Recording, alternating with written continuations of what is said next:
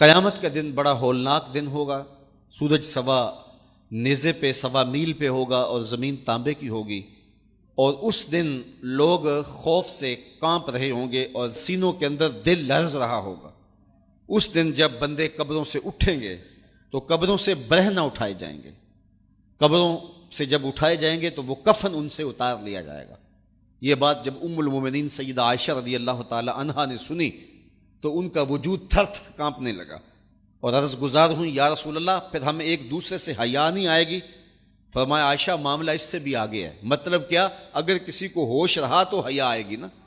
ہوش اڑے ہوئے ہوں گے، ہول قیامت طاری ہوگا، بدن کانپ رہے ہوں گے، کلیجے لرز رہے ہوں گے، دل خوف سے پانی پانی ہو رہے ہوں گے، پتے پانی ہو جائیں گے۔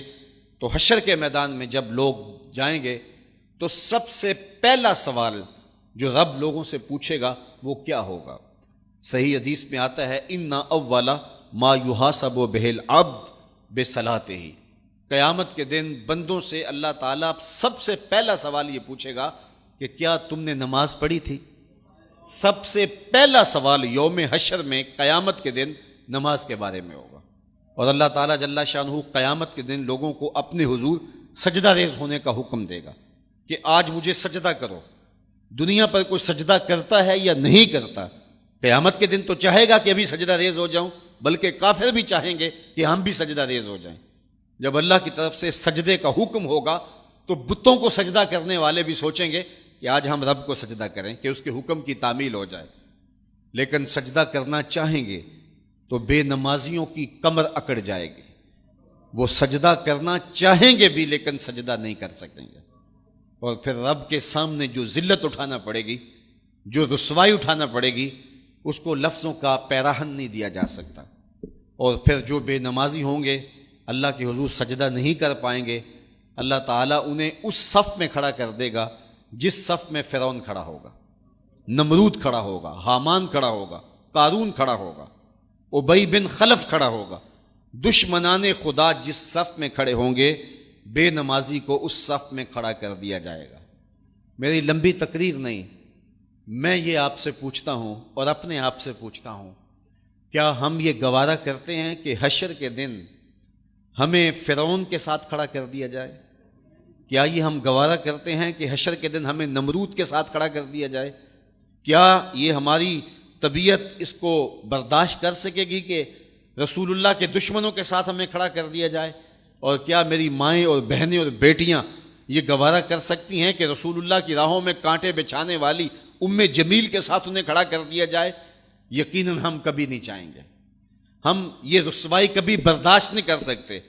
ان کے پاس کھڑا ہونا ہی قیامت ہے، ان کے ساتھ کھڑا ہونا ہی عذاب ہے، اور پھر ان کے اوپر لعنتیں بھی برس رہی ہوں گی، اور ان کے چہروں کے اوپر تارکو لک مل دی جائے گی، اور وہ رسوائیوں کے گڑھے میں ہوں گے۔ تو ان کے ساتھ کھڑا ہونا تو بہت بڑا عذاب ہوگا۔ اور اگر کوئی تکلیف بدنی نہ بھی ہو تو ہم یہ گوارا نہیں کرتے کہ خدا کے دشمنوں کے ساتھ کھڑے ہوں۔ ہماری تو آرزو یہ ہے کہ بلال حبشی کے ساتھ کھڑے ہوں، ہماری تو تمنا یہ ہے کہ ابو ہریرہ کے ساتھ کھڑے ہوں، ہماری تو چاہت یہ ہے کہ رسول رحمت کے غلاموں کے ساتھ کھڑے ہوں، اور ہمیں نصیب ہو جائے حضور کے قدموں میں کھڑا ہونا، اہل بیت کے قدموں میں کھڑا ہونا، داتا گنج بخش علی حجویری کے پاس کھڑا ہونا نصیب ہو جائے، ہمیں بابا فرید کے پاس کھڑا ہونا نصیب ہو جائے، امام اعظم ابو حنیفہ کی قربت میں، حضرت امام حسین کی قربت میں کھڑا ہونا نصیب ہو جائے۔ ہم تو یہ چاہیں گے کہ اس زمرے میں آئیں۔ کل میں نے عرض کیا تھا 2 ہی برادریاں رہ جائے گی قیامت کے دن، باقی ساری برادریاں ٹوٹ جائیں گی، ساری عمارتیں ٹوٹ جائیں گی، صرف 2 برادریاں۔ ایک یہ برادری جس کا سردار ابو جہل ہوگا، ابو لہب ہوگا، اور ایک وہ برادری جس کے سردار محمد عربی ہوں گے۔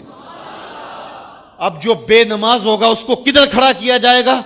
جدھر ابو جہل ہوگا، جدھر ابو لہب ہوگا، جدھر عتبہ ہوگا، جدھر عتیبہ ہوگا، جدھر ولید بن مغیرہ ہوگا، جدھر فرعون ہوگا، حامان ہوگا، شدید ہوگا، شداد ہوگا، نفدنون ہوگا، قارون ہوگا، دشمنان خدا ہوں گے۔ بے نمازی کو صف میں کھڑا کر دیا جائے۔ 6 گھنٹے کی تقریر نہیں کرتا، ان 2 لفظوں کو سمجھ لیں۔ کیا ہم گوارا کر سکتے ہیں کہ اس صف میں نہ کھڑے ہوں جس صف کی امامت رسول اللہ کر رہے ہوں، بلکہ اس صف میں کھڑے ہوں جہاں فرعون کھڑا ہو، نمرود کھڑا ہو، حامان اور قارون کھڑا ہو؟ تو یقیناً ہم تو اس تصور سے کانپ جائیں کہ ہم ادھر کھڑے ہوں گے تو پھر آج دعا کی اس محفل کے اندر یہ عزم کر کے اٹھو کہ جان جائے تو جائے، نماز نہ جائے۔ 5 گانا نماز شعار زندگی بنا لیں گے۔